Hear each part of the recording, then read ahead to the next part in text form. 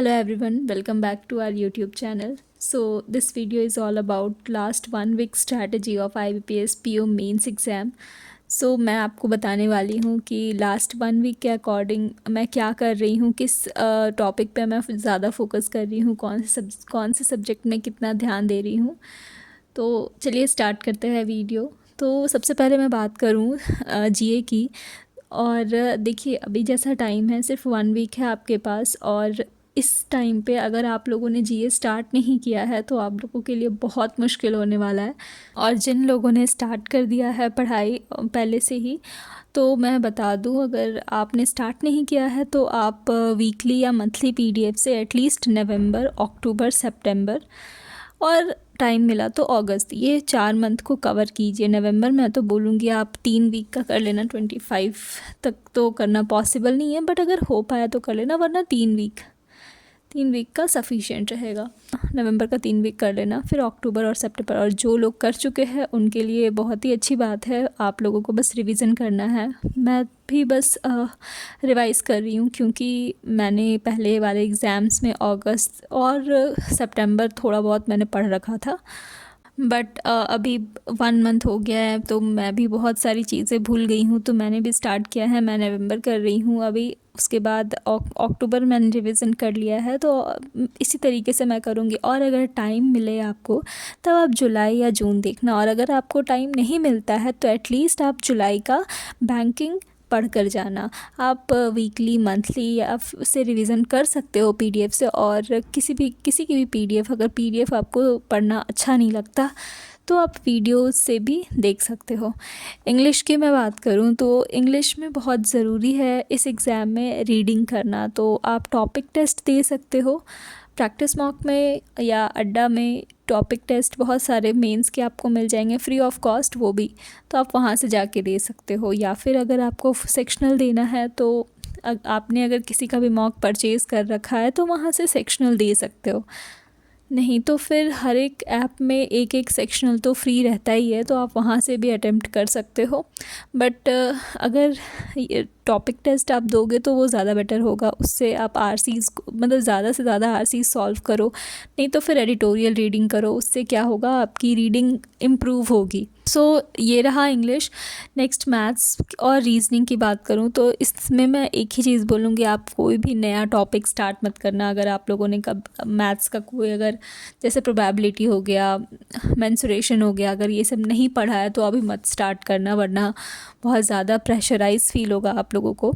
मैं अभी मैथ्स और रीजनिंग बिल्कुल नहीं पढ़ रही हूँ. अभी मुझे सिर्फ जीए और इंग्लिश पे फोकस करना है. मैथ्स और रीजनिंग जितना पढ़ना था वो तो पढ़ाई हो ही गई. बट हाँ, अगर आप लोगों को पढ़ना है तो आप लोग रिवाइज़ कर सकते हो. जो भी टॉपिक्स आप लोगों ने कवर किया हुआ है, मतलब पढ़ा हुआ है, उसको आप लोग रिवीजन कर लेना. उसके कुछ क्वेश्चंस रिवाइज़ कर लेना. नहीं तो फिर अगर क्लासेस से आप वीडियो क्लासेस से भी कर सकते हो क्वांट की प्रैक्टिस. बट मिसलेनियस टॉपिक पे ज़रूर फोकस करना, जैसे आपका नंबर सिस्टम हो गया, नंबर सीरीज़ हो गया, अलजेब्रा हो गया, मतलब क्वाड्रेटिक इक्वेशन स्पेशली, उससे क्वेश्चंस आते, लास्ट ईयर भी आए थे, इस बार भी ज़रूर आएंगे. और इन्हीं मिसलेनियस टॉपिक्स के कारण थोड़ा स्कोर बूस्ट होता है. तो बेटर होगा कि आप मिसलेनियस पे ध्यान देना जितना हो सके. रीजनिंग पे भी मैं यही बोलूँगी, क्रिटिकल रीजनिंग पे स्पेशली फ़ोकस करना, क्योंकि क्रिटिकल रीजनिंग से 8 to 10 मार्क्स के क्वेश्चंस आएंगे. पज़ल इस वक्त बनाने की गलती मत करना, क्योंकि पज़ल में 1-1.5 घंटे का टाइम लग जाता है और सॉल्व नहीं होता है तो एंजाइटी होती है, वो अलग. तो पज़ल्स पे अभी तो बिल्कुल भी ध्यान मत देना. जितना पहले आपने कर लिया वो कर लिया. और दूसरी चीज़ की, जो भी मिसलेनियस टॉपिक होते हैं, जैसे कि इनपुट आउटपुट हो गया, डायरेक्शन हो गया, मतलब कोडेड डायरेक्शन, और कोडिंग डिकोडिंग, इन सब पे मतलब इसकी प्रैक्टिस आप कर सकते हो. अच्छे से प्रैक्टिस करना है इसकी. और एग्ज़ाम में रीजनिंग में आपको कम्प्लीटली 1 hour का टाइम मिलने वाला है, तो अच्छे से उस टाइम को यूटिलाइज़ कीजिएगा और उसी के अकॉर्डिंग आप क्वेश्चन चूज़ कीजिएगा. क्योंकि कुछ क्वेश्चंस 2 मार्क्स के रहेंगे, कुछ 1 मार्क्स के रहेंगे. तो आप देख लीजिएगा, ये नहीं कि 2 मार्क्स का है तो पहले 2 मार्क्स का स्टार्ट कर दिया और फिर वो सॉल्व नहीं हुआ. क्योंकि बहुत बार ऐसा होता है, 2 मार्क्स के चक्कर में एक पज़ल उठा लिया और फिर वो सॉल्व नहीं होता, उसमें सारा टाइम वेस्ट हो जाता है. तो रीजनिंग में आपको स्पेशली फ़ोकस करना है इस बात पे. नेक्स्ट मैं डिस्क्रिप्टिव की बात करूं तो डिस्क्रिप्टिव आपको अभी, अगर आपने टाइपिंग स्टार्ट नहीं किया है तो आप अभी से टाइपिंग स्टार्ट कर दो। डेली एक लेटर आप टाइप करो, ज़्यादा नहीं, आधे घंटे का टाइम लगेगा, लेकिन आपकी अच्छी खासी प्रैक्टिस हो जाएगी। देखिए डिस्क्रिप्टिव में यहाँ पे स्पीड तो है, बट उतना स्पीड मैटर नहीं करता जितना आपका ग्रामर। अगर आप ग्रामेटिकल एरर नहीं करते हो, अच्छे से लिखते हो, सिंपल लैंग्वेज में भी लिखो, आपको अच्छे खासे मार्क्स मिलेंगे। डिस्क्रिप्टिव के लिए ग्रामरली ऐप आता है, आप उससे डिस्क्रिप्टिव की प्रैक्टिस कर सकते हो। उसमें आपको ग्रामेटिकल एरर पता चल जाएगा कि आपने कहाँ मिस्टेक किया है, कहाँ पे क्या लगाना है। मैं आपको दिखाती हूँ किस तरीके से होता है, ये किस तरीके से वर्क करता है। तो देखिए, ये आप गूगल पे ग्रामरली लिखोगे और ये फर्स्ट वाले लिंक पे आप क्लिक करोगे तो आपको ये इस टाइप का यूज़र इंटरफेस देखने को मिलेगा। मतलब यहाँ पे आप जाकर लॉगिन करना, मतलब साइन इन करना।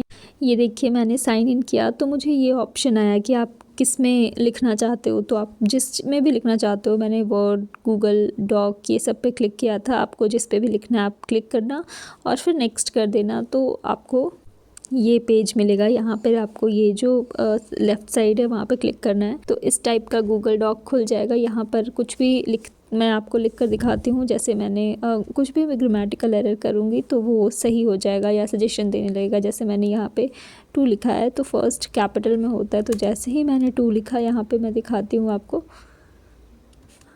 देखिए ये कैपिटल में आ गया। वैसे ही आप कुछ भी लिखोगे तो ग्रामेटिकल एरर आपको दिख जाएगा कि आपने क्या एरर किया है, क्या नहीं किया है, उस टाइप से।